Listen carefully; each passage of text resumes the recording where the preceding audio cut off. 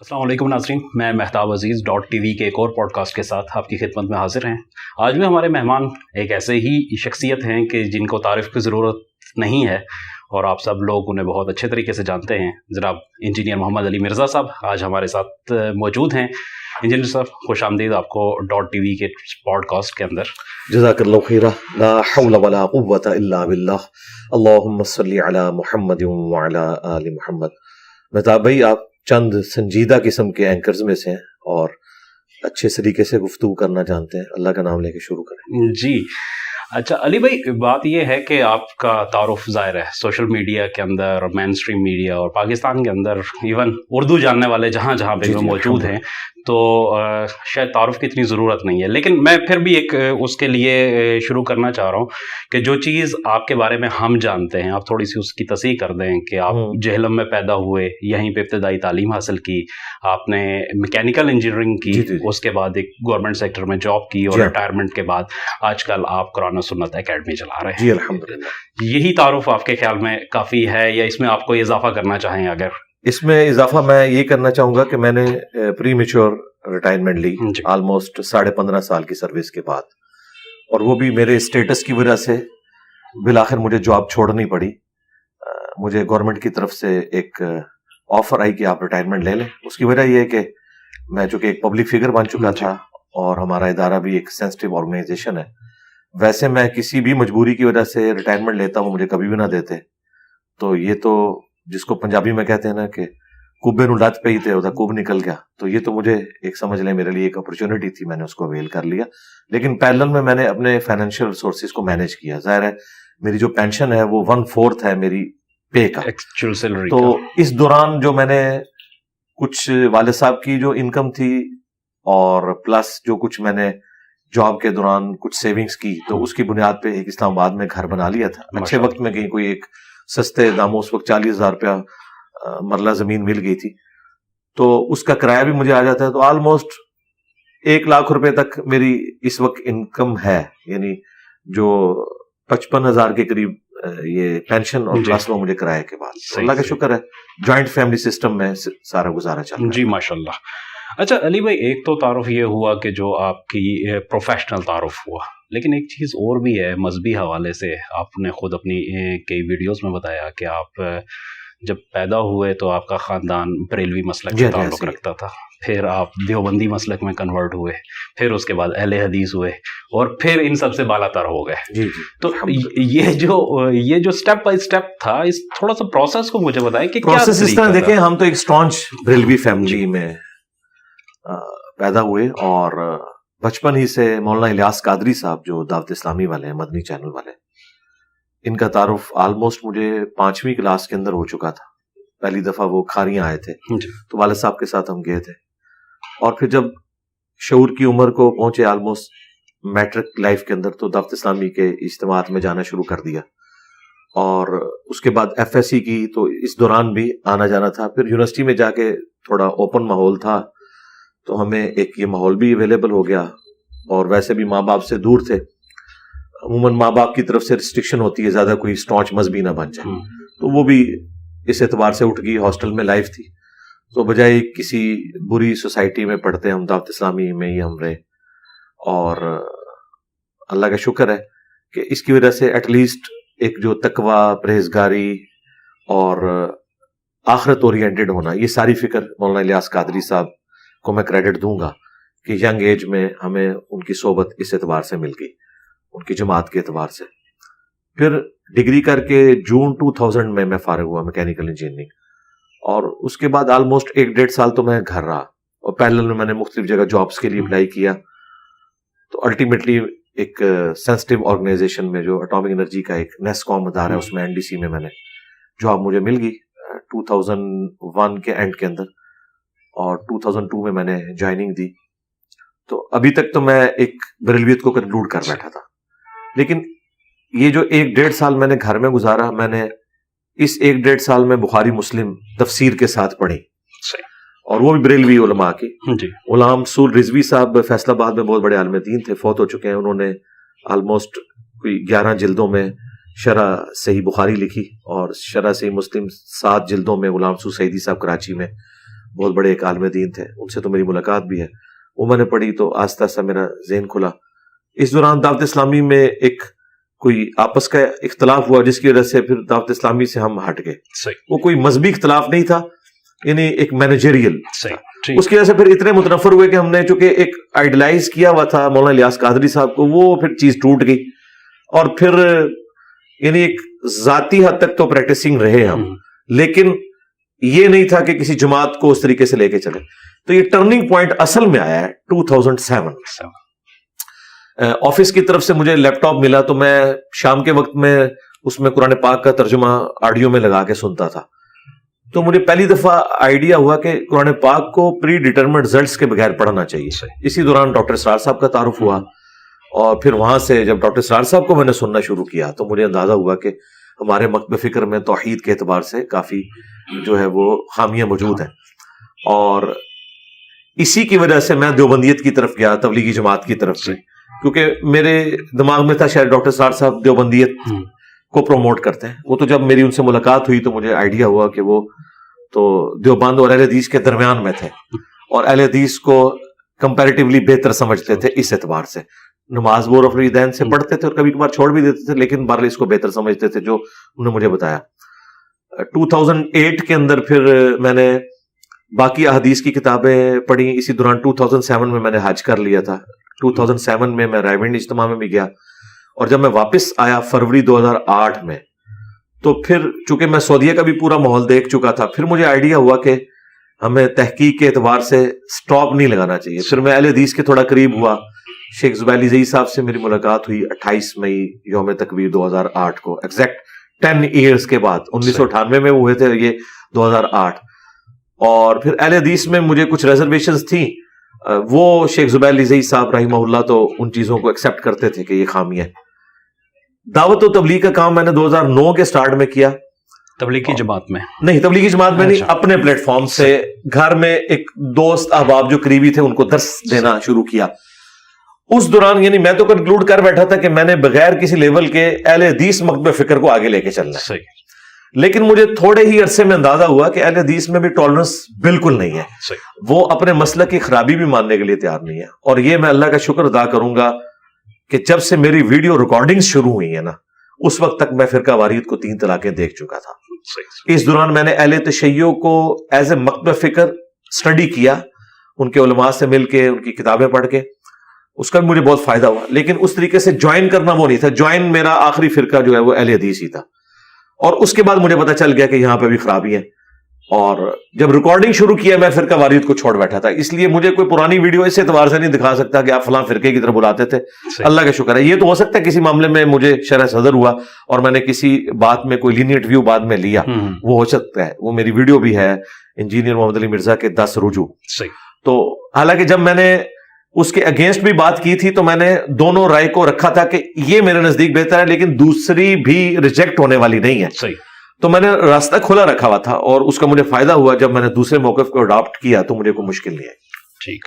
اچھا, ایک چیز یہ بتائیے کہ آج جب ہم یہ گفتگو کر رہے ہیں تو ظاہر یہ تینوں مسالک کے جو نارمل علماء ہیں جو معاشرے کے اندر اس کو ریپریزنٹ کرتے ہیں, میں ان لوگوں کی بات نہیں کر رہا جو بہت علمی لحاظ سے کوئی بلند مرتبہ شخصیات ہیں, میں ان لوگوں کی بات کر رہا ہوں جو معاشرے میں ان کو ریپریزنٹ کرتے ہیں. یہ تینوں کم از کم آپ کے حوالے سے جو ہے نا بڑے متفق ہیں کہ جی آپ تو بڑا غلط کام کر رہے ہیں. تو اس کی کیا وجہ ہوئی, آپ کو کیا نظر آتا ہے؟ سب سے پہلی بات تو یہ کہ یہ تینوں آپس میں بھی ایک دوسرے کے خلاف متفق ہے. اگر یہ صرف میرے خلاف متفق ہے نا تو کوئی ایسی بات نہیں ہے. مثلا اہل حدیث, میں اور دیوبندی, ہم تینوں بھی اس پہ متفق ہیں کہ بریلویوں میں خامی ہے. اچھا, اس طریقے سے میں, بریلوی اور دیوبندی بھی متفق ہیں کہ اہل حدیث میں خرابی ہے.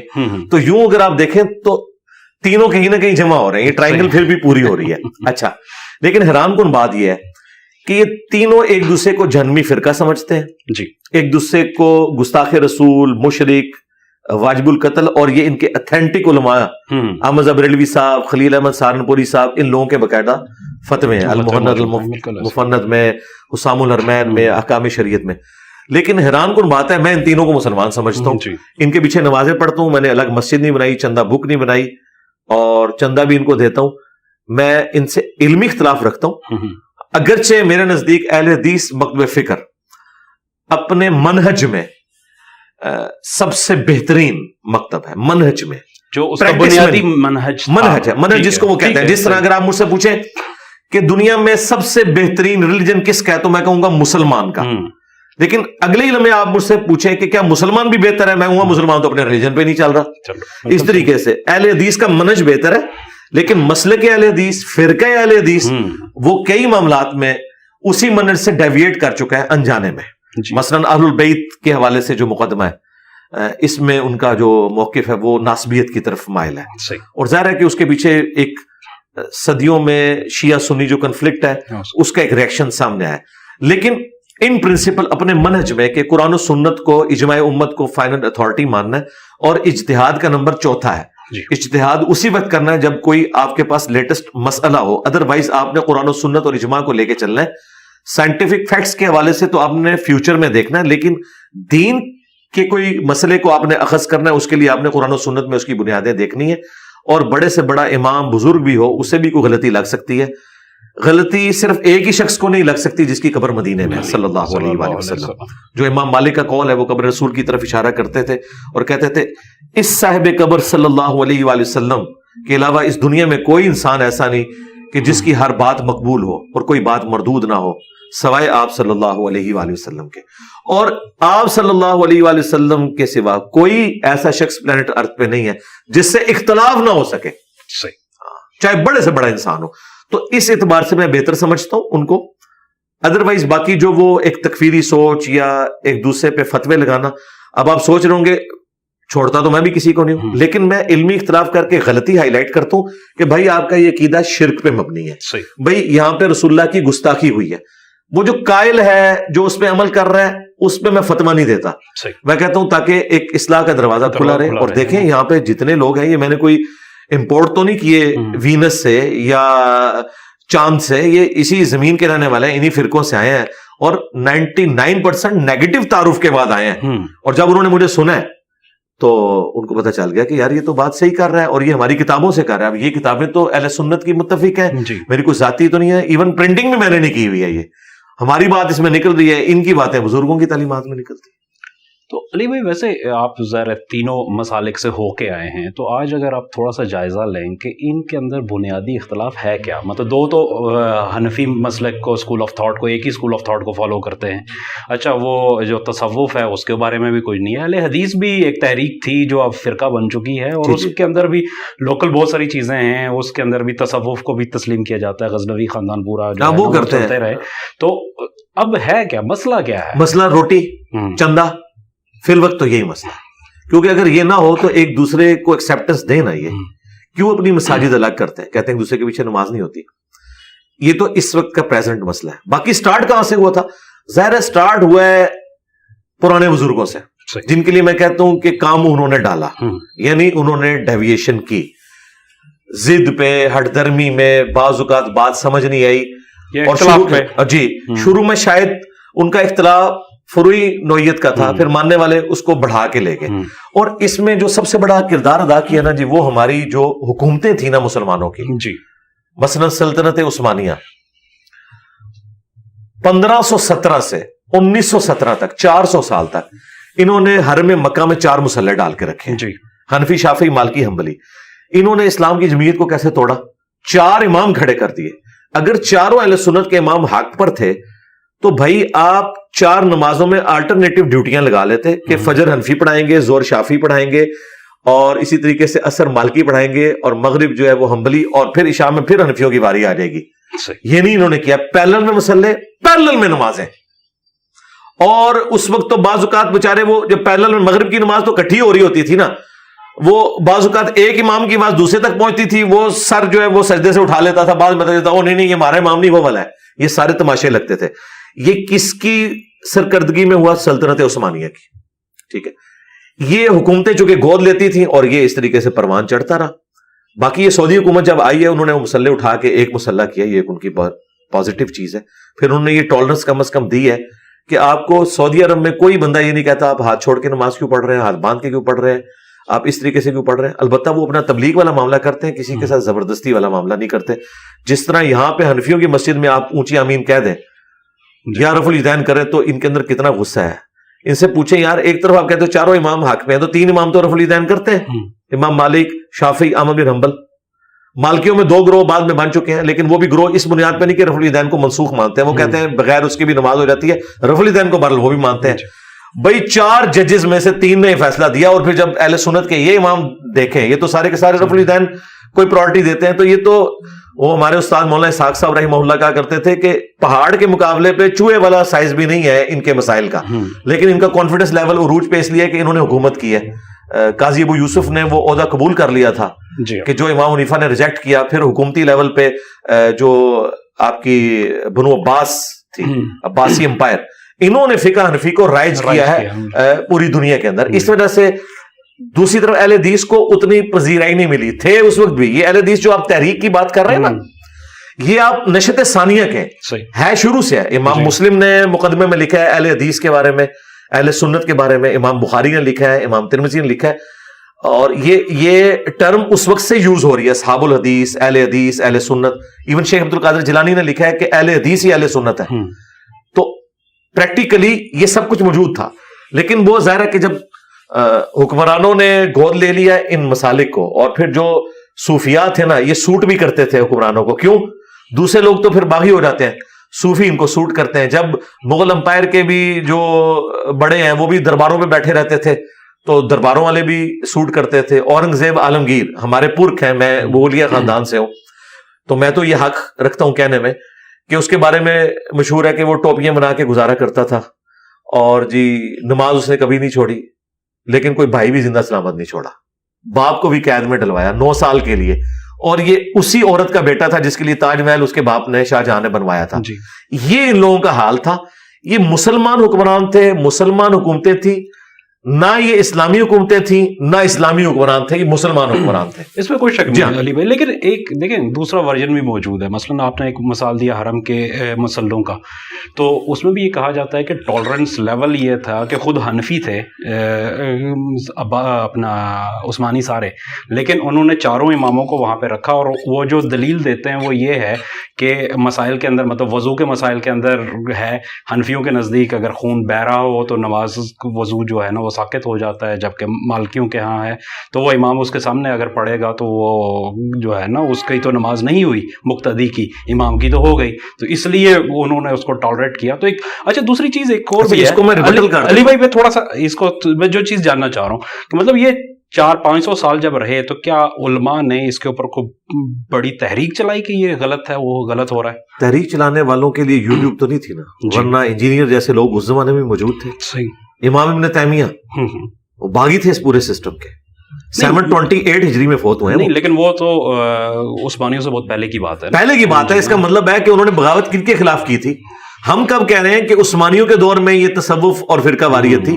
فرقہ واریت تو شاہ ولی اللہ دہلوی نے حجت اللہ البالغہ میں لکھا ہے کہ پہلے 300 سال سلامت گزرے ہیں, 4 صدی ہجری میں یہ بدعت شروع ہوئی, اماموں کی اندھی تقلید, اس کو بدعت لکھا ہے انہوں نے. اور ہمارے مدارس میں حجت اللہ البالغہ سلیکٹیو سٹڈی کروائی جاتی ہے. شاہ ولی اللہ کو آپ بریلوی دیوبندیوں سے پوچھیں, وہ کہیں گے ہمارے مجدد ہیں. اہل حدیث کہتے ہیں ہمارے مجدد ہیں, اور پڑھا کسی نے بھی نہیں ہوا.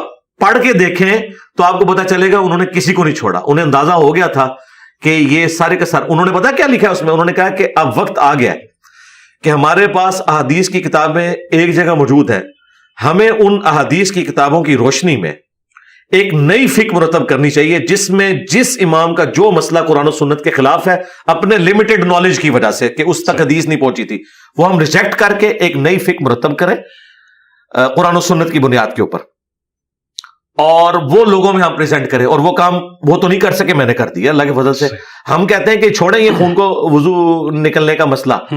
آپ بتائیں حدیثیں کیا کہتی ہیں؟ حدیث تو یہی بتاتی ہے کہ خون نکلنے سے وضو نہیں ٹوٹتا.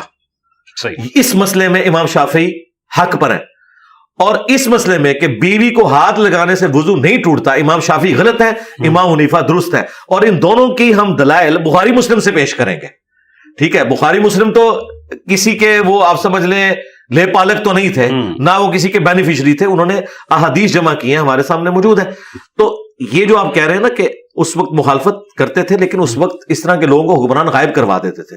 اور یہ اتنے آسانی سے کہنا کہ جی بڑا نیکی کا کام کیا, تو مجھے یہ بتائیے دنیا میں 15 سے 20% تو شیعہ بھی تھے, کیا وہ مسلمانوں کا ایک گروہ نہیں؟ ایک مسلح ان کا کیوں نہیں انہوں نے ڈالا وہاں؟ تو فرقہ واریت تو کی سلطنت عثمانیہ نے کہ سنیوں کے 4 فرقوں کے مسلح ڈالے, اور وہ بھی سنیوں کے 4 فرقوں کے اہل حدیث اس وقت بھی موجود تھے. مفتی کفایت اللہ دہلوی جو دیوبند کے پہلے مفتی اعظم تھے, انہوں نے خود لکھا ہے کہ شروع سے اہل سنت کے 5 مسلک رہے ہیں, حنفی, شافعی, مالکی, حنبلی اور اہل حدیث. صحیح. اور یہی بات شاہ ولی اللہ دہلوی نے بھی لکھی حجت اللہ البالغہ میں. جب ان کو پتا تھا کہ سنیوں کے 5 مسلک ہیں, پھر 4 مسلح کیوں تھے؟ سنیوں کے تو 5 مسلح ہونے چاہیے اور 6ٹا شیعہ کا ہونا چاہیے تھا. صحیح. اور آج ہوتا تو میں اپنا بھی ڈیمانڈ کرتا کہ بھائی تھوڑے فرقے تو زیادہ ساڈے اسٹوڈنٹ نے, ٹھیک ہے, اور میں یہ کہتا کہ بھائی ایک ہی مسلح ڈالو اور باری باری آپ رکھ لو. اور میں آپ کو بتاؤں ان کے لیے اتنی کافی, اللہ نے کتنا ان کا غرور توڑا ہے. 8 حنفیوں کا ایک مسلح ہو ہی نہیں سکتا. بریلوی اور دیوبندی اتنی بڑی تفریق ہے کہ یہ آپس میں ہی لڑیں گے, حنفیوں کے بھی 2 مسلح ڈالنے پڑ جائیں گے.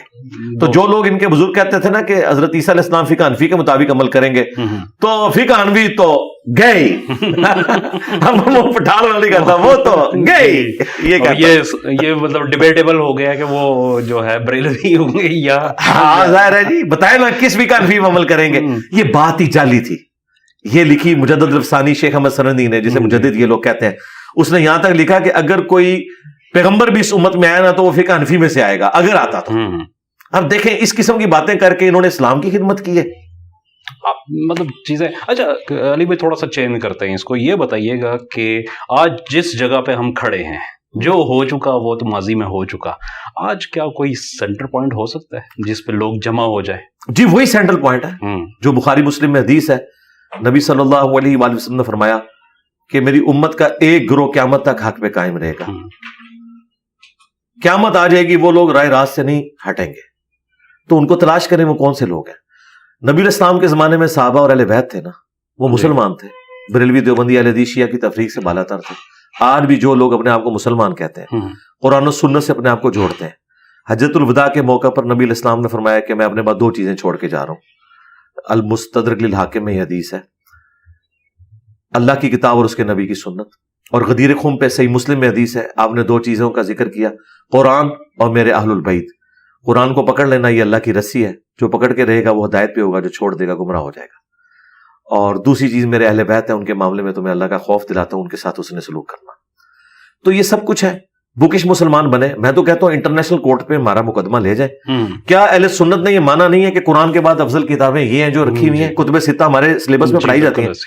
آپ انٹرنیشنل عدالت میں ہمارا مقدمہ لے جائیں, ایک ایک کرٹیکل مسئلہ اٹھائے, نماز کے طریقے سے لے کے وضو, باقی سارے مسائل جو بڑے بڑے مسائل ہیں, باریکیوں کو چھوڑ دے, اور ان سے کہیں کہ یہ آئین ہے ہمارا, فیصلہ کریں.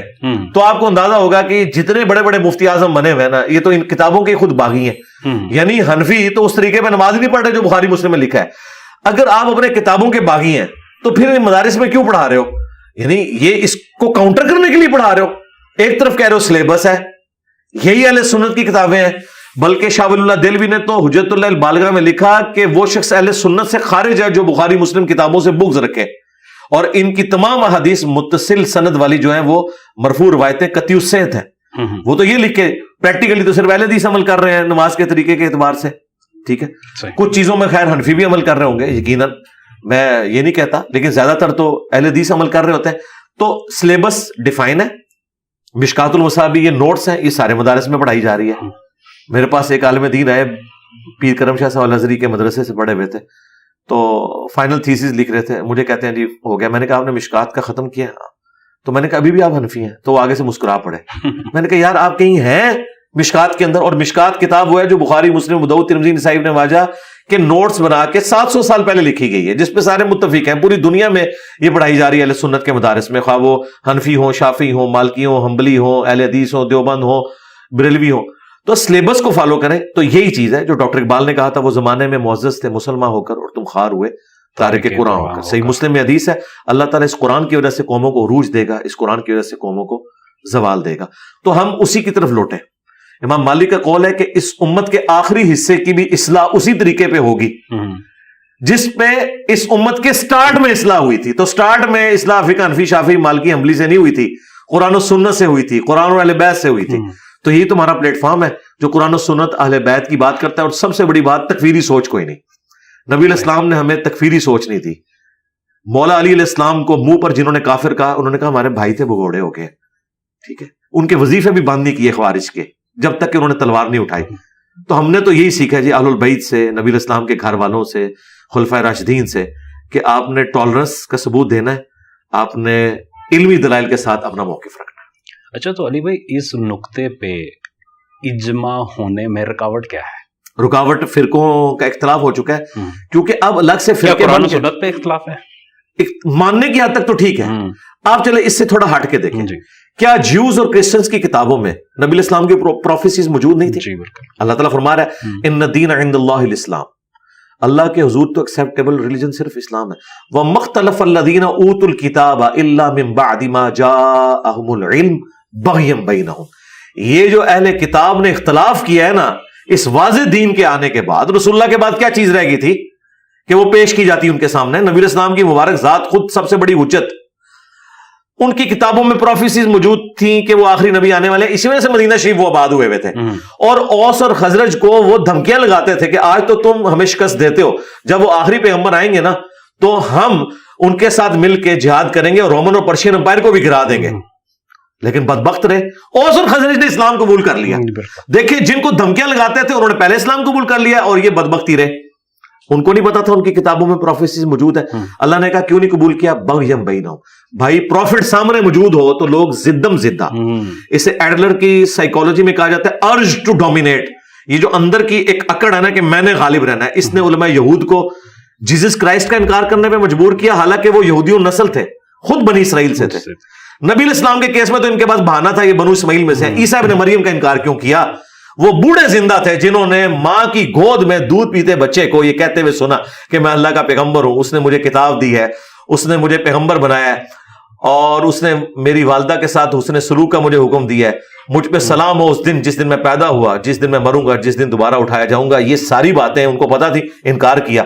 پیغمبر دنیا میں موجود ہوں تب بھی جو لوگ ہٹ درمی میں وہ بات قبول نہیں کرتے, تو پیغمبروں کا جو ڈاکیا ہے میرے جیسا, وہ پیغمبروں کی بات سامنے رکھے, اگر یہ لوگ قبول نہ کریں تو یہ انہی کی اولادیں ہیں. پھر یہ دیکھ لیں ان کی نسبت کن کے ساتھ ہے. دیکھیں ابو جہل ابو الحکم تھا, اسے بات نہیں سمجھ آئی, ابو جہل بن گیا. اسی کے غلام تھے سیدہ سمیہ اور سیدنا یاسر, ان کا بیٹا عمار بن یاسر, غلام تھے, اسلام قبول کر لیا. تو یہ کسی کی کوئی ٹھیکیداری اور جاگیرداری نہیں ہے. جو والذین جاہدوا فینا لنہدینہم سبلنا, جو لوگ ہماری راہ میں کوشش کریں گے ان کے لیے ہم اپنی راہیں کھول دیں گے, ہدایت کے راستے ان کے لیے واضح ہو جائیں گے. اچھا یہ کہا جاتا ہے کہ انبیاء کی میراث کے وارث تو علماء ہوتے ہیں, اب علماء کی پیروی کریں, علماء جو بات کہہ رہے ہیں وہ جانتے ہیں تو تبھی کہتے ہیں. یہ تو اب پرانا ہو گیا بہانہ, کیونکہ میں دنیا میں چھوڑا جا چکا ہوں نا. جب یہ بات بریلوی کوئی کر رہا ہو نا تو اسے کہیں اسی لیے ہم مولانا تقی عثمانی صاحب کو فالو کرتے ہیں. تو اتنی بڑی زبان کھول کے گیا وہ تو ہے ہی گمراہ ہے, تو اسے کہ تو جاہل ہے وہ عالم ہے. نہیں وہ گمراہ ہے, بس پھر اسے سمجھا دیں کہ علماء کی پیروی کرنی ہے. بریلوی علماء, دیوبندی علماء, اہل حدیث علماء, شیعہ علماء کی نہیں, علماء کی. اور علماء کون ہوگا؟ جو آپ کو قرآن و سنت سے دلائل دے گا. تو یہ تو بہانہ ان کا پرانا ہو چکا. علماء کی پیروی کریں نا. علماء سے مراد اگر فرقوں کے آپ علماء لے رہے ہیں تو فرقوں کے علماء تو ایک دوسرے کو اسلام سے نکالے ہوئے. دیوبند سے میرے خلاف فتویٰ نکلا کہ اہل سنت سے خارج ہے, تو میں نے اسے ریبٹل کرتے ہوئے تفنن کے طور پر ایک جملہ بولا کہ بھائی میری پیدائش سے بھی آلموسٹ 70 سال پہلے اعلیٰ حضرت احمد صاحب بریلوی صاحب آپ کو اہل سنت سے خارج کر چکے ہیں. آپ تو میرے ماں باپ کی پیدائش سے پہلے اہل سنت سے خود خارج ہو چکے ہیں, آپ کے پاس اتھارٹی کہاں سے کہ مجھے اہل سنت سے خارج کریں. تو میں نے تفنن کے طور پہ یہ بات کی. حقیقت یہ ہے کہ یہ سب کے سب لوگ اہل سنت کا نام تو لے رہے ہیں لیکن غداری کر رہے ہیں اپنی کتابوں کے ساتھ. علماء کی آپ پیروی کریں. دیکھیں امام بخاری بھی تو ایک عالم ہے, ہم ان کو اپنا بابا مانتے ہیں کیونکہ انہوں نے رسول اللہ کے ساتھ غداری نہیں کی. ہم صرف ان بابوں کو مانتے ہیں جو کتابوں کو مانتے ہیں. جو کتابوں کے غدار ہیں, نبی کے غدار ہیں, وہ بابے جتنے بڑے مرضی ہوں, چونکہ ان کی عزت اس کی وجہ سے. دیکھیں آئنسٹائن کی عزت فزکس کی وجہ سے. اگر وہ فزکس میں بلنڈر کر دے اور اس پہ اڑا رہے تو پھر ہم کہیں گے بھائی فارغ ہے تو, حالانکہ وہ اڑا نہیں رہا. حقیقت حال یہ ہے کہ اسے جب کسی چیز کا پتہ چلتا تھا اس نے ایکسپٹ کیا. وہ میتھمیٹیکلی اس رزلٹ پہ پہنچ چکا تھا کہ یہ یونیورس ایکسپینڈ کر رہی ہے, لیکن اس نے اگر میں نے یہ بات کی نا تو لوگ ایکسپٹنس نہیں دیں گے. اس نے کہا نہیں اسٹڈی اسٹیٹ یونیورس ہے.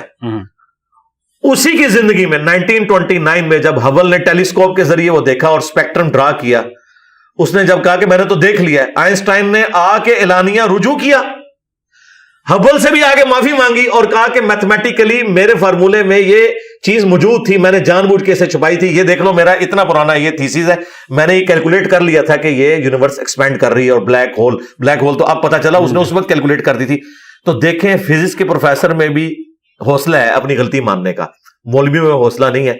आप फिजिक्स के प्रोफेसर के आज के प्रोफेसर को भी कहें सर बुक में ये लिखा है, वो कहेगा सॉरी। आप किसी आलिम को कहें सरकार आपने जो ये बात बताई कुरान में तो यूं लिखा है, तो आप देखें उसके 3-4 चमचे जो है ना वो खड़े हो जाएंगे। इनके अंदर दुनिया के प्रोफेसर वाला हौसला भी नहीं है। ये है हमारी तबाही की वजह। ये आलिम है ही नहीं है, ये मौलवी है, ये नक्काल है। नक्काल ये यानी नेगेटिव वर्ड में नहीं, ये एक टर्म है फिक में। नक्काल वो होते हैं जो बड़ों की बातों को आगे नकल करते हैं, यानी उनकी अपनी तहकीक कोई नहीं होती है, सिर्फ नकल दर नकल। तो ओरिजिनल बुक्स की तरफ ये लोग जाते नहीं है।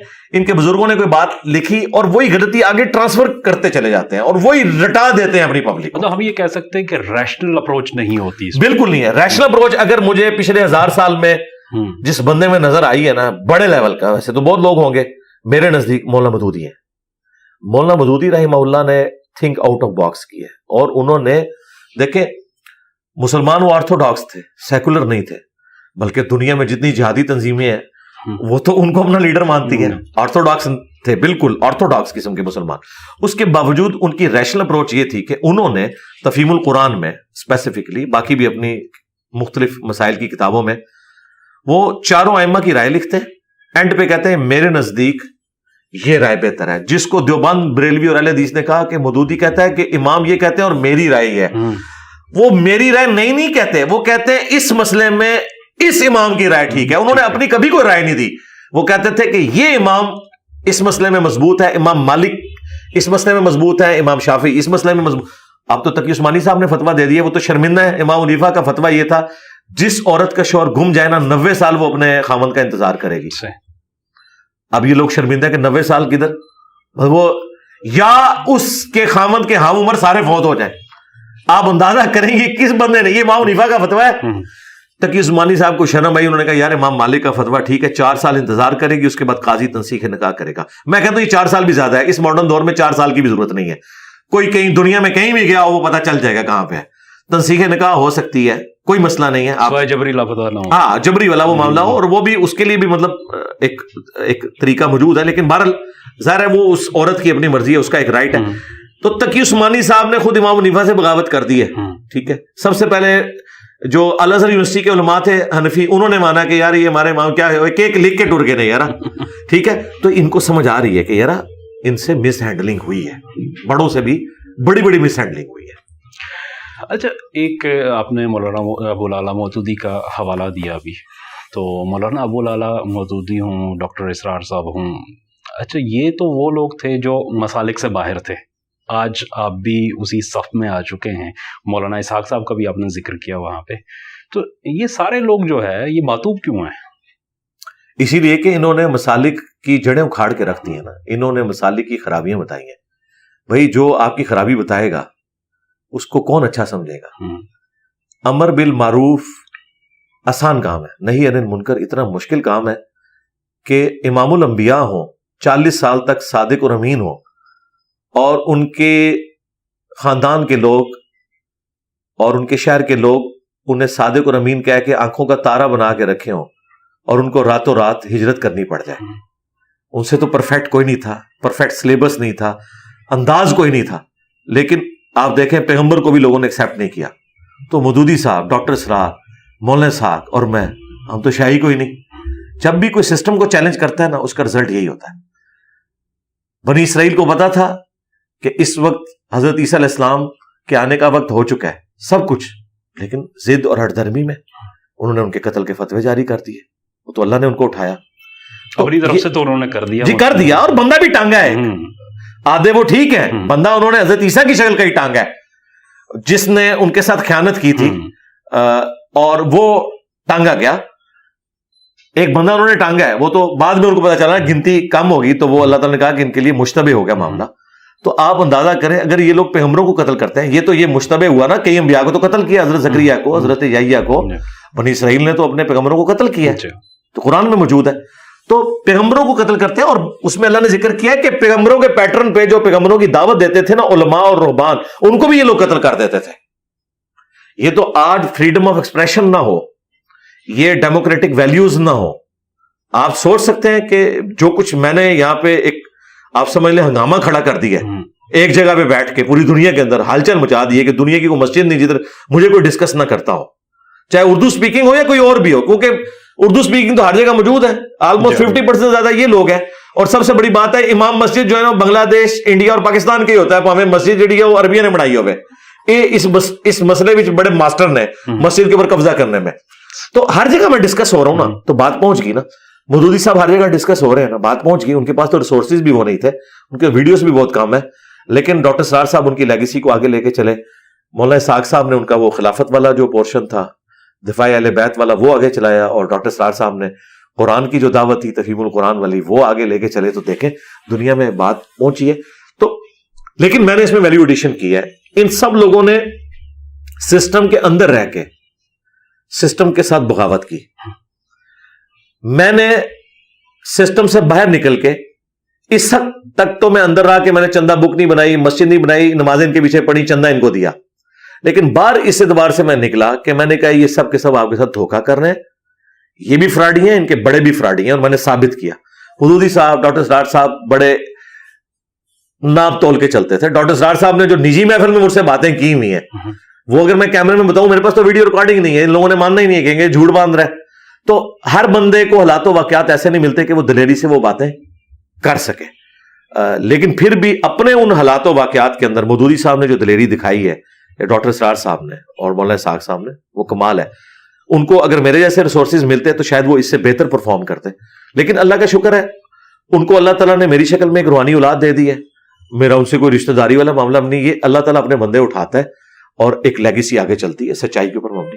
اور میں نے وہ فرقوں کو آگے ہاتھ ڈال دی ہے اور چھوڑا نہیں. میں نے بتایا کہ یار ان کو میں نے وہاں تک پہنچانا ہے جہاں سے یہ سٹارٹ ہوئے تھے, جہاں سے انہوں نے قرآن و سنت سے ڈیویشن کی تھی, تاکہ آپ کو پتہ چلے کہ پہلے سارے کے سارے درست تھے. یہ پہلا بندہ ہے, اس نے آگے ادھر یہ کام ڈالا, اس نے یہاں کام ڈالا, اور یوں یوں کرتے کرتے آپ دیکھ لیں انڈیا کے 2 شہروں کے نام کے اوپر کروڑوں لوگ ڈیوائڈ ہو چکے ہیں. دیوبند اور بریلی, یہ 2 شہر ہیں انڈیا کے, اور یو پی کے ہی ہیں. ہاں یو پی سے. تو علی بھائی آپ کی مطلب مولانا مودودی کی ایک لیگیسی جو ہے جماعت اسلامی کی شکل میں موجود ہے, کام کر رہی ہے. ڈاکٹر اسرار صاحب کی لیگیسی تنظیم اسلامی کے اندر موجود ہے. ایک تو یہ ہے کہ آپ کہتے ہیں کہ میں انہیں فالو کر رہا ہوں, لیکن آپ نے ان کی جو لیگیسی ہے اس کو اس طریقے سے ٹو نہیں کیا جو پیٹرن وہ ڈیزائن کر کے گئے ہیں. اور دوسری چیز یہ ہے کہ آپ اپنی لیگیسی کو کیسے ڈیفائن کرتے ہیں کہ فیوچر میں کیا جو ہے نا. دیکھیں سب سے بڑی بات یہ ہے کہ میں دونوں کو سپورٹ کرتا ہوں. میں پارٹی نہیں بنا کہ میں تنظیم اسلامی کو سپورٹ کروں اور جماعت اسلامی کو چھوڑ دوں, یا جماعت اسلامی کو. میں ایون پولیٹیکل سسٹم میں جو جماعت اسلامی کی انوالومنٹ ہے میں نے اس کو بھی انڈورس کیا, جس کی وجہ سے ڈاکٹر سرار صاحب الگ ہوئے تھے. میں سمجھتا ہوں کہ سسٹم میں فٹ ہو کے اس طریقے سے اپنی آواز کو بلند کرنا یہ زیادہ بہتر ہے, بجائے یہ کہ آپ سڑکوں پہ بات کر رہے ہو, آپ کی بات کوئی سن نہ رہا ہو. اور جماعت اسلامی کا سینیٹر جب سینٹ میں کھڑے ہو کے بات کرتا ہے تو دنیا بھی بات سنتی ہے. تو یہ اسی کی برکت ہے نا جو انہوں نے پولیٹیکل سسٹم کا حصہ بنے. اگرچہ ان کو گورنمنٹ نہیں ملی, لیکن آواز تو دنیا میں ہے نا, گنتی میں تو وہ لوگ آتے ہیں نا پاکستان میں, ان کی آواز تو سنی جاتی ہے نا. یہ بہت بڑی بات ہے. تو میں نے اس اعتبار سے تو سپورٹ کیا. اب میرا کام تھا فرقوں سے ٹکر لینے والا. یہ کام ایسا ہے کہ وہ جماعتیں افورڈ نہیں کر سکتی. اب جماعت اسلامی میں بریلوی بھی ہے, دیوبندی بھی ہیں, اہل حدیث بھی ہیں, شیعہ بھی ہیں, اگرچہ وہ تعداد میں کم ہے, اور یہ وہ والے لوگ ہیں جن کے ڈنگ نکلے ہوئے ہیں, وہ اس طریقے سے چل رہے ہیں. میجورٹی تو اہل حدیث اور دیوبندی ہے. اچھا اب میں تو سیدھا سیدھا بزرگوں سے ٹکر لیے ہوئے ہوں, تو میں سوٹ ہی نہیں کرتا. میں اگر جاؤں بھی نا تو جماعت اسلامی تنظیم اسلامی مجھے خود ہی کہے گی کہ حضرت استعفی ہی لکھ دیں, بہتر یہ ہے. تو بہتر یہ ہے کہ میں کہتا ہوں میں ان کی سیکرٹ ایجنسی ہوں, ٹھیک ہے. جس طرح ISI جو ہے وہ پرائم منسٹر کو یا فوج کو اسسٹ کرتی ہے, تو میں جماعت اسلامی یا تنظیم اسلامی کی, ایون تبلیغی جماعت کی بھی میں ISI ہوں ان کے لیے, ٹھیک ہے, کہ میں ان کو اس اعتبار سے سپورٹ کرتا ہوں. ہاں آپ کہہ سکتے ہیں, لیکن میں نے یہ والا محاذ سنبھالا. دیکھیں دیوبند نے سیاسی محاذ فضل الرحمان صاحب کے حوالے کیا, تبلیغی جماعت کے حوالے تبلیغی محاذ کیا ہوا ہے, اور انہوں نے اسلحے والا محاذ بھی اپنا رکھا ہوا ہے. وہ بھی ایک جماعتیں بنائی ہوئی ہیں, یہی کچھ بریلویوں نے بھی کیا ہے. تبلیغ محاذ الیاس قادری صاحب کے والے ہیں. سنی تحریک یا ٹی ایل پی ان کے وہ والا معاملہ لے کے چلتی ہے, اور پولیٹیکل بھی ان کی جو جمعیت علماء پاکستان ہے, دیوبند نے تو جمعیت علماء اسلام بنائی ہوئی ہے نا, ان کی جمعیت علماء پاکستان ہے, تو سارے کر رہے ہیں. تو میں نے چونکہ فرقوں سے ٹکر لی ہے, میں نہیں چاہتا, کیونکہ پھر میرا بوجھ یہ لوگ اٹھا نہیں سکیں گے. ظاہر میں اب جو لائف ایک ونریبل گزار رہا ہوں, اور میں ایک پبلک میں اس طرح آ بھی نہیں سکتا, تو اس طرح کی لائف تو سارے لوگ نہیں گزار سکتے. ان تنظیموں کو تو ورکنگ کرنی پڑتی ہے, انہوں نے تو پبلک میں جانا ہوتا ہے. تو میری اس سارے معاملات کے ساتھ تو نہیں جا سکتے. رہا لیگیسی تو میرے بھائی میں نے نہیں چھوڑنی. میری لیگیسی یہ ہے کہ میں نے خود رسول اللہ صلی اللہ علیہ وسلم, صحابہ اور اہل بیت کی لیگیسی کو آگے پکڑا ہے, اور یہ الحمدللہ میں نے اسے ارن کیا ہے. ٹھیک ہے, یہ مجھے جھولی میں ڈال کے کسی نے نہیں دیا کہ میں کہوں کہ جی میں اس سسٹم کے آؤٹ پٹ ہوں. اس سسٹم نے تو دیوبندی, بریلوی, اہل حدیث یہی پیدا کیے ہیں. میں نے ٹھوکریں کھا کے اسے سیکھا کہ یار امت نبی علیہ السلام سے ٹوٹ چکی ہے. تو لیگیسی میری یہی ہے کہ میں نے لوگوں کو کتابوں کے ساتھ جوڑا ہے, اور یہ لکھ دیا ہے نبی کے جیسا ہے ہی کوئی نہیں, بابت شاہی کوئی نہیں نبی کے مقابلے پہ. نبی علیہ السلام سے جب کمپیریزن ہوگا. اس کے بعد یہ سلوگن, نہ میں وابی نہ میں بابی, ہمیں کوئی گالی نہ دے, ہم مسلم ہیں صرف. اور یہ جو نیچے والی بات ہے یہ ہماری دعوت ہے. مرنے سے پہلے اے مسلمان کر لے اس پہ غور. کتابوں کا خدا اور ہے, بابوں کا خدا اور. اگرچہ خدا سب کا ایک ہے, ہندوؤں کا بھی وہی خدا ہے, کرسچنس کا بھی, جوز کا بھی, لیکن وہ کوالٹیز جو کتابوں میں آئی ہیں نا, یہ لٹریچر کی لینگویج میں بات ہو رہی ہے. ٹھیک ہے, گویا کہ پھر خدا ہو رہی ہے. مطلب قرآن تو پھر یہ کہتا ہے, جیسے اللہ تعالیٰ بھی قرآن میں کہتا ہے کہ تم اللہ کو وہ بات بتا رہے ہو جو اللہ کے علم میں تو نہیں ہے, زمین و آسمان میں. اب ایک طرف تو اللہ کہتا ہے میں زمین و آسمان کے ہر پوشیدہ راز کو جاننے والا ہوں, اور سورہ یونس میں کہہ رہا ہے اللہ تعالیٰ کہ میرے علم میں تو کوئی ایسی بات نہیں ہے. تو یہ لٹریچر میں بات ہے. یہ بھی کلپ کاٹا جا سکتا ہے اللہ تعالیٰ کا, بھائی ایک طرف تو کہہ رہے ہیں مجھے سب, وہ اللہ تعالیٰ یہ کہہ رہا ہے کہ مراد ایسی کوئی چیز ہے ہی نہیں. جب میرے علم میں نہیں ہے اس کا مطلب تم جھوٹ بول رہے ہو. تو یہ ہم جو کہتے ہیں نا بابوں کا خدا, اور مراد یہ کہ بابوں نے اس طریقے سے خدا کو نہیں مانا جو کتابوں میں لکھا تھا, تو گویا پھر کسی اور خدا کو ہی مان رہے تھے, اگرچہ وہ اپنے ذوم میں یہی سمجھتے تھے کہ یہی خدا ہے جس کو ہم مان رہے ہیں. اچھا, آپ کے اوپر دو اعتراضات بہت زیادہ کیے جاتے ہیں عمومی طور پہ. ایک تو یہ کہا جاتا ہے کہ آپ کا لہجہ جو ہے نا وہ تھوڑا سا ان کے خیال میں غیر مناسب ہے, اور دوسری اعتراض یہ ہے کہ آپ کا جو موقف ہے وہ اہل سنت کی نسبت اہل تشیع کا جو مسلک ہے اس کو پروموٹ زیادہ کرتا ہے. لوگ اس سے یہ تاثر لیتے ہیں کہ شاید ان کی بات زیادہ درست ہے. دیکھ لیجیے شیعہ کی کون سی کتاب یہاں پڑھی ہوئی ہے سوائے قرآن کے. جیسے میں قرآن کی بات کروں گا کہ نہیں یہ تو کامن ہے, تو نیچے آ جائیں دیکھ لیں. تو منہج تو میرا اہل سنت کا ہے. البتہ جو لوگ اہل سنت کلیم کر رہے ہیں وہ باغی ہیں ان کتابوں کے, تو میں تو ان کو سمجھتا ہوں کہ وہ اہل سنت میں نقب ڈال رہے ہیں. کوئی ناسبیت کو لے کے چل رہا ہے, کوئی رافضیت کو لے کے چل رہا ہے, اہل سنت کو یہ فالو نہیں کر رہے ہیں. باقی رہا انداز سے مسئلہ نہیں ہے ان کو میرے بھائی. ان کو مسئلہ ہے میرے دلائل سے. اس کے لیے انہوں نے کوئی نہ کوئی بہانہ تلاش کرنا ہے, اور اسی انداز میں دنیا میں چینج لائی ہے کہ اتنے کانفیڈنس سے ایک بندہ چھکے پہ چھکا مارتا جا رہا ہے. یعنی میں نے مثال دی کہ 1996 میں جیسے سوریا کو انہوں نے ایک لیفٹ آرم بالر کے طور پہ انٹر کیا تھا. کسی نے سوچا تھا کہ دنیا کا کوئی بالر اس سے نہیں بچے گا. ایمبروز کو ایک اوور میں 4 چھکے مار دیے. لوگوں نے کہا بلہ چیک کرو وچ سٹیل پہ ہے دے, ہر بندے نے چک کے باہر مار دو. کتنے اپنے عروج پہ تھے, وقار یونس, وسیم اکرم, وہ کسی کو خاطر میں نہیں لاتا تھا. جو بندہ اپنی مٹی پلید کروانا چاہتا تھا جے سوریا اس کے سامنے کھڑا ہوا تھا. تو ان کو اندازہ ہی نہیں تھا ہمارے ساتھ ہو کیا گئی ہے. تو اس نے آ کے کرکٹ کا رخ ہی بدل دیا. پہلے 15 اوور والا اس نے رخ دیا. یا نیوزی لینڈ گریٹ بیچ تھا, وہ کون تھا, وہ جو کبو اوپنر تھا جو آیا تھا 1992 میں. یہ 2 بندے تھے جنہوں آ کے یہ کنسپٹ کیا. تو میں نے تو اللہ کے فضل سے یہ انداز اڈاپٹ کیا, اور یہ سنت انداز ہے. آپ مجھ سے جب نارمل گفتگو بھی کر رہے تھے تو میں کوئی چیخا نہیں آپ کے اوپر, کیونکہ ہم گفتگو کر رہے ہیں. جب سوال پوچھیں گے تو ممبر کا ایک تقاضا ہے. صحیح مسلم میں 2005 نمبر حدیث ہے, نبی علیہ السلام جب ممبر پہ چڑھتے آپ کی آواز بلند ہو جاتی, غصے میں اضافہ ہو جاتا, آنکھیں سرخ ہو جاتی, گویا کہ کوئی جرنیل اپنی فوج کو تیار کر رہا ہے. یہ جمعے کا خطبہ ہے جو پبلک گیدرنگ ہے. جمعے کا خطبہ ڈاکٹر اسرار کے سٹائل میں ہوگا, مودودی صاحب یا غامدی صاحب کے سٹائل میں نہیں ہوگا. ٹھیک ہے. ہاں, جب آپس میں ہم مل بیٹھ کے, ظاہر ہے میں اپنی بیوی سے تو اس طریقے سے بات نہیں کرتا ہوں گا, اپنے بچوں سے تو ایسے بات نہیں کرتا. شاید افریدی صاحب جب کرکٹ کے میدان میں ہوتے ہیں تو وہ کرکٹر کے طور پہ اپنی بیوی سے تو اس طریقے سے تو اپیل کر کے وہ چائے اگر مانگیں گے تو پھر ٹائم کیا مت اگر چاہتے نہیں لگنے, پیالی لبے گی. ٹھیک ہے. تو یہ ایک اعتراض ان کا غلط ہے. میرا یہ دعویٰ ہے جی سرکار اس پلانٹ ارتھ پہ مجھ سے زیادہ سافٹ بندہ ہی اپنی دعوت میں کوئی نہیں ہے. اتنا بڑا دعویٰ ہے بشرطے کہ وہ ٹاپک میرا ایڈریس کر رہا ہوں.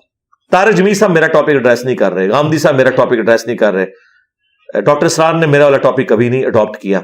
یہ اختلافی موضوعات کے اوپر, گستاخانہ عبارتوں کے اوپر. اس پہ جو بولتا ہے نا جی, دیکھ لیں خادم رضوی صاحب نے مزار اقبال پہ کہا تھا وہابیاں دی کیڑی گل ہے تے سوراں دے سور نے.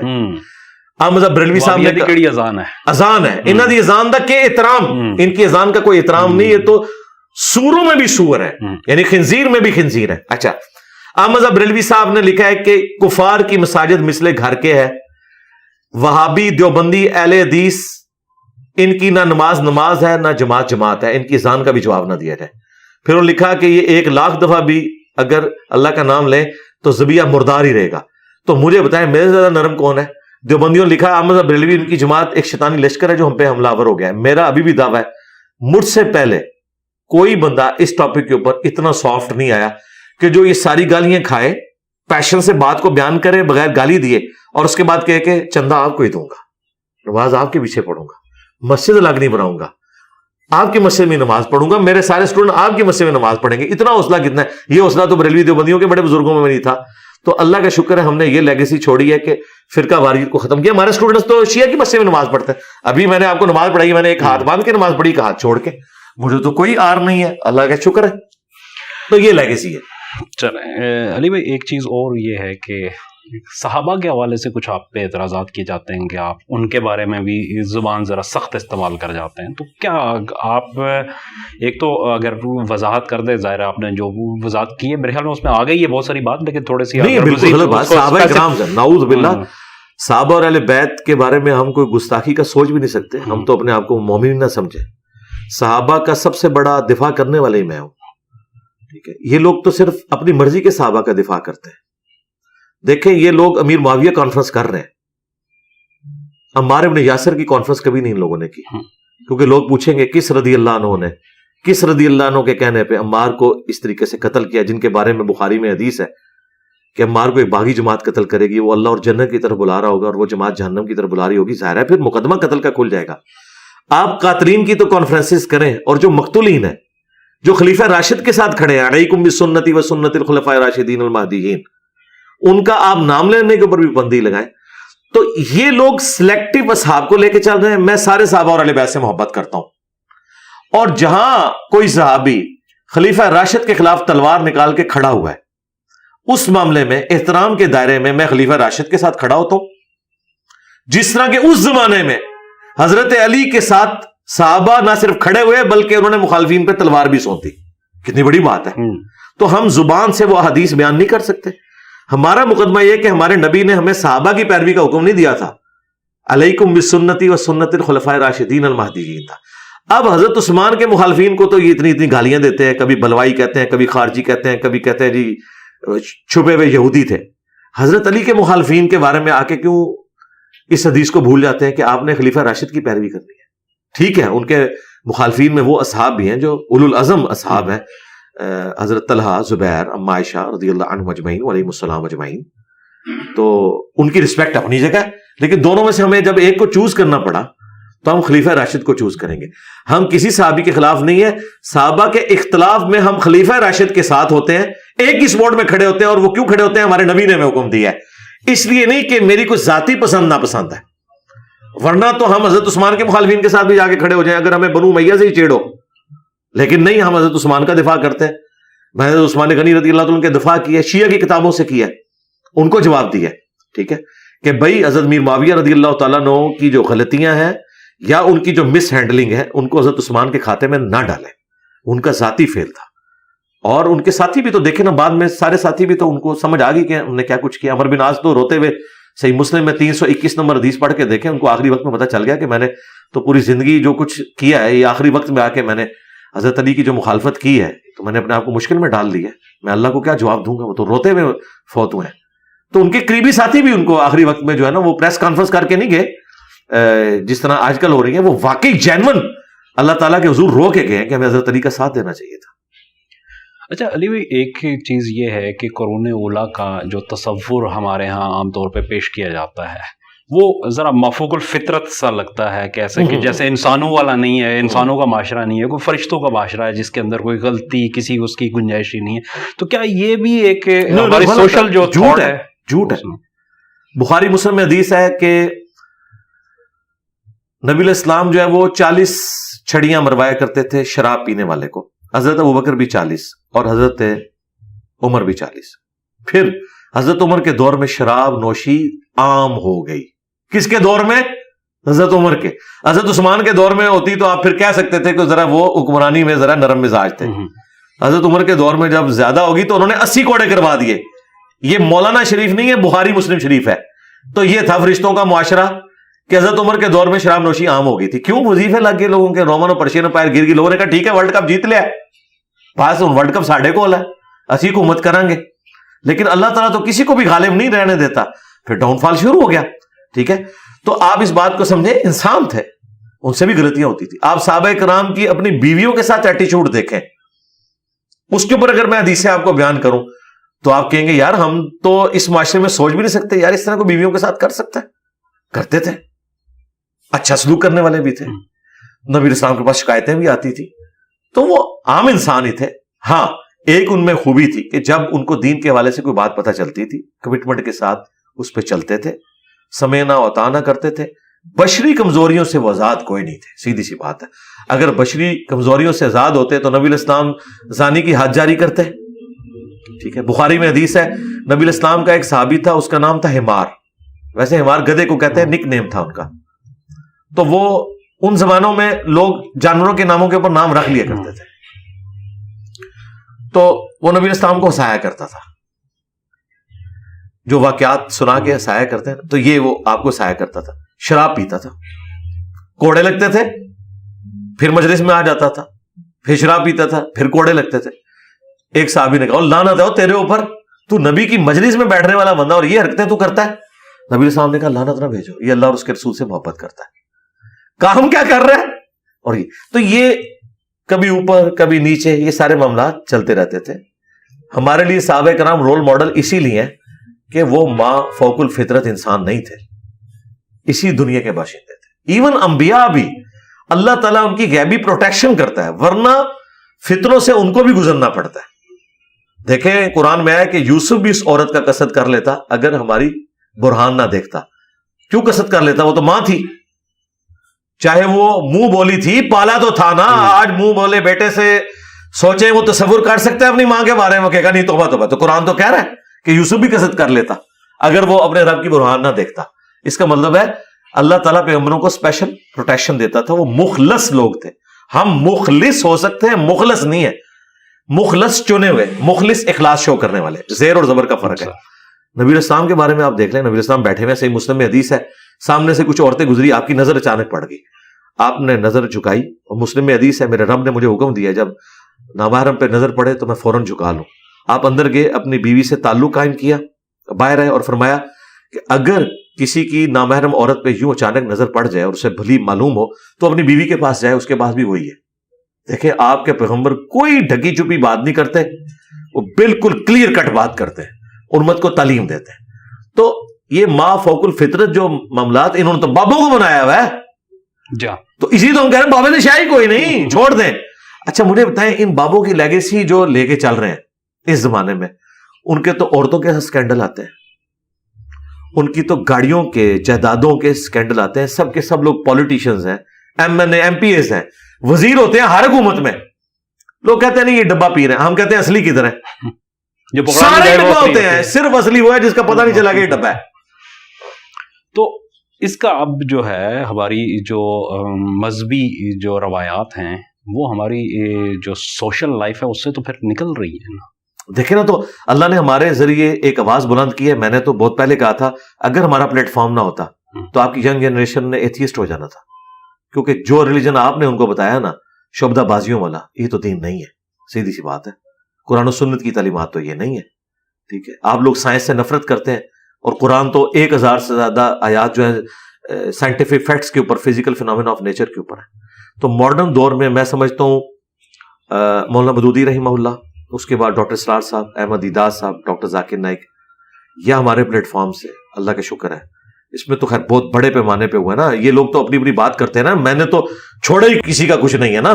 جس نے جو بات کی میں نے تو بابوں کی ایک ایک چپ درست کی ہے.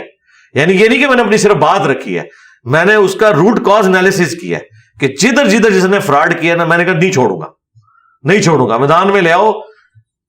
جس کو کہتے ہیں نا, وہ ایک جواد نقوی صاحب نے بڑی اچھی بات کی تھی کہ انجینئر صاحب انستھیزیا کے بغیر آپریشن کرتے ہیں, ٹھیک ہے, اور یہ میری مجبوری ہے. میں انستھیزیا بھی دے کے بھی آپریشن کروں نا, تب بھی یہ ڈر ہے کہ ان کو ہوش ہی نہ آئے, تو اس لیے مجھے بعض اوقات اس طرح کے آپریشن کرنے پڑ جاتے ہیں. تو میں نے تو اللہ کے فضل سے, اور میں نے سے مراد اللہ نے کام لیا. ظاہر ہے کوئی شخص اتنی ہمت دکھا سکتا ہے. لوگ کہتے ہیں یار کس ملک میں رہ کے کس طرح کی باتیں کر رہے ہیں. تو دیکھیں ہمارے مخالفین کتنے اٹھے, کیا کچھ نہیں انہوں نے کیا.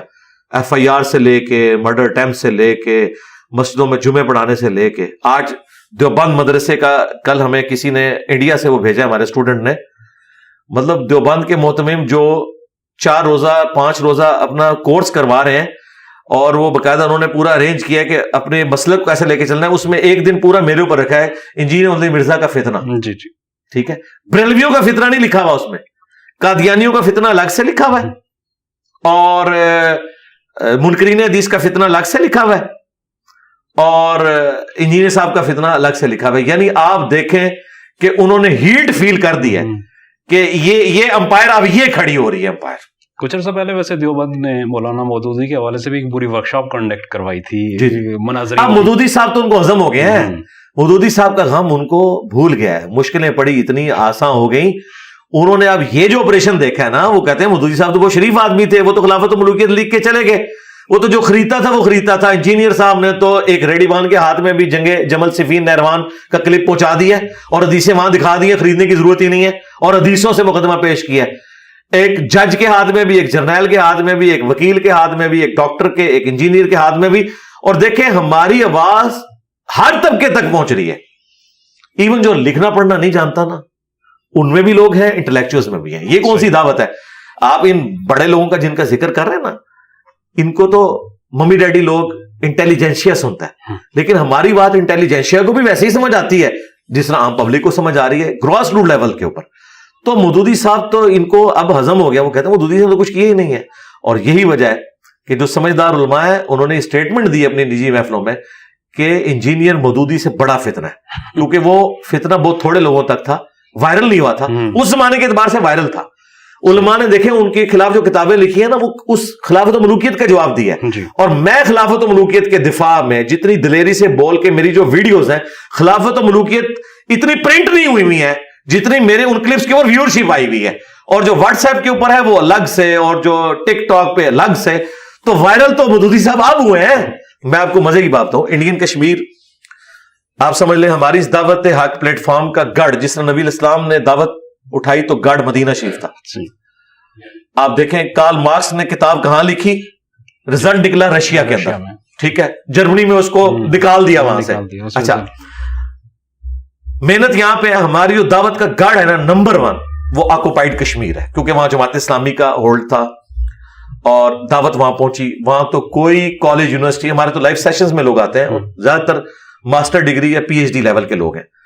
وہ جب باتیں کرتے ہیں نا, وہ آ کے بتاتے ہیں, کہتے ہیں ہم مودودی صاحب کی لیگیسی لے کے چل رہے تھے, لیکن خلافت و ملوکیت میں جب بھی کوئی ہم سے بات کرتا تھا ہم کہتے تھے اس بات کو چھوڑ دیں, تفہیم القرآن باقی چیزوں پہ. کہتے ہیں اب جب آپ کی ویڈیوز آئی ہیں ہم کہتے ہیں آؤ پہلے خلافت و ملوکیت پہ بات کرو. تو اہل حدیث بھی دم دبا کے بھاگ گئے جب وہ بخاری مسلم سے حدیثیں بتاتے ہیں.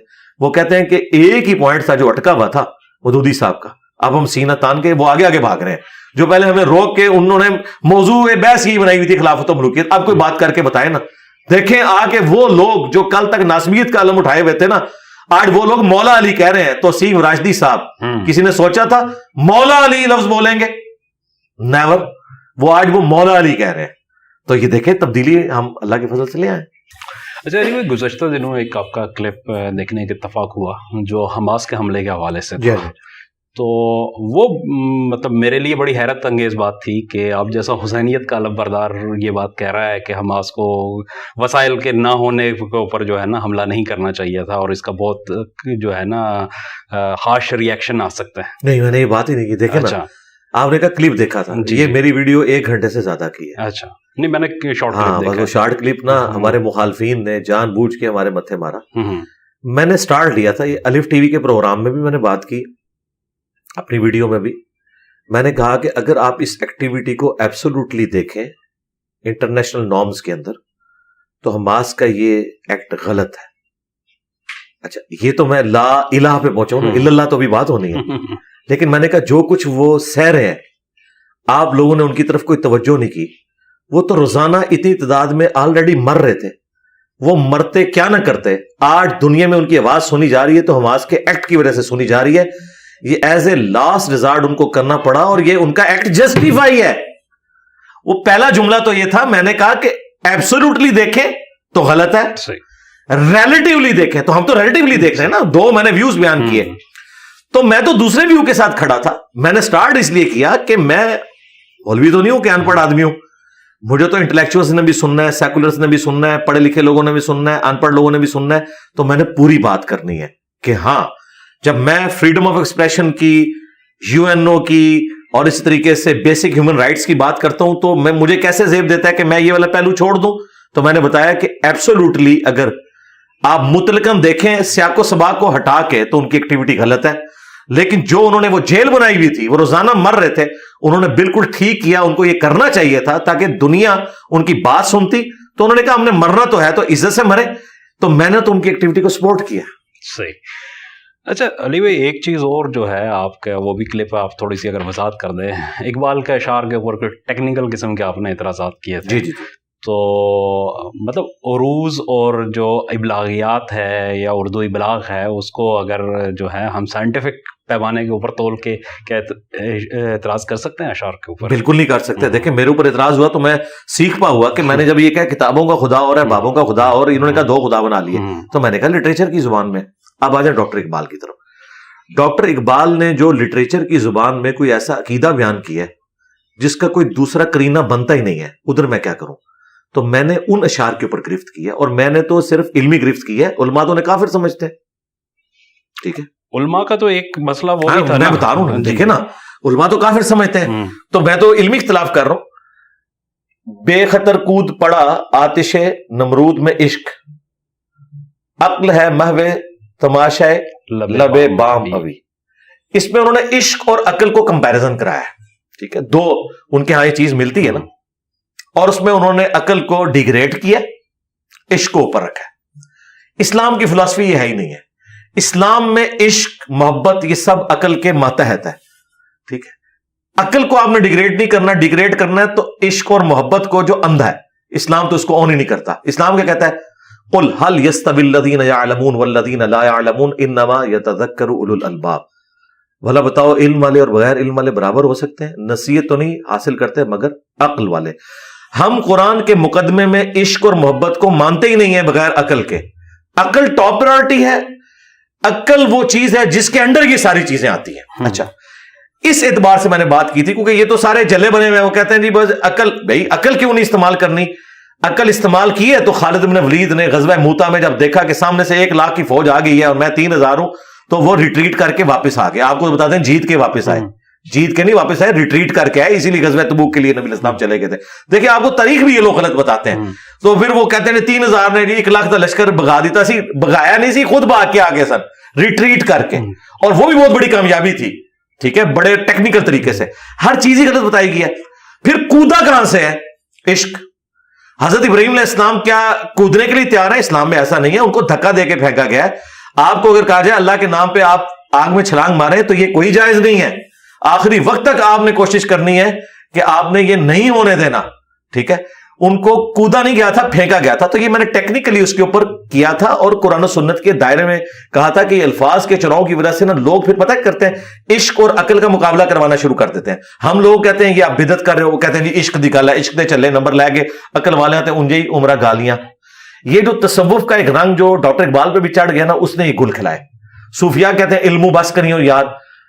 قرآن کہہ رہا ہے کہ علم ہی سب کچھ ہے, انبیاء کی وراثت علم.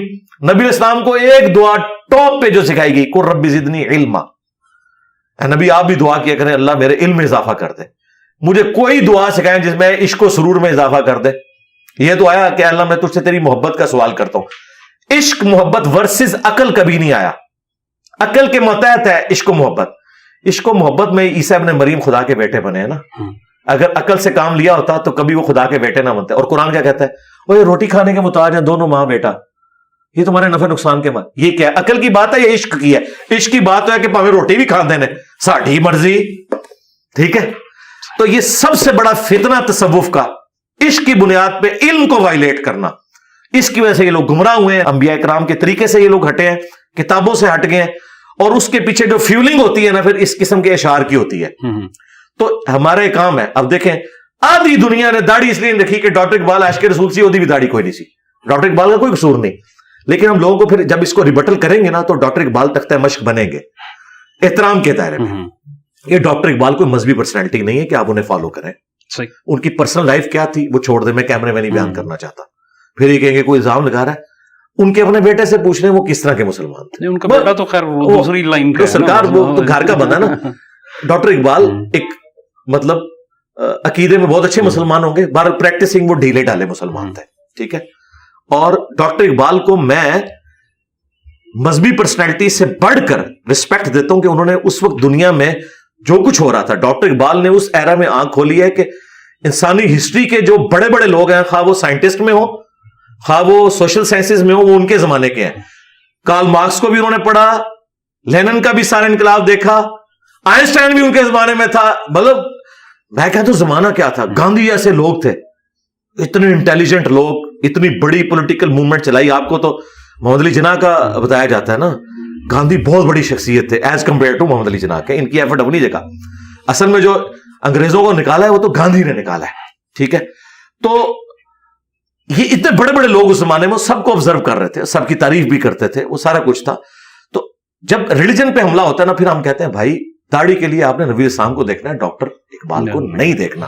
تو یہ مجبوری ہے. اب آپ کہیں گے میں نے کہاں سے سیکھا, قرآن میں ہے عیسیٰ ابن مریم روٹی کھانے کے محتاج تھے. چلیں کیوں یہ بات کرنے کی ضرورت پڑی؟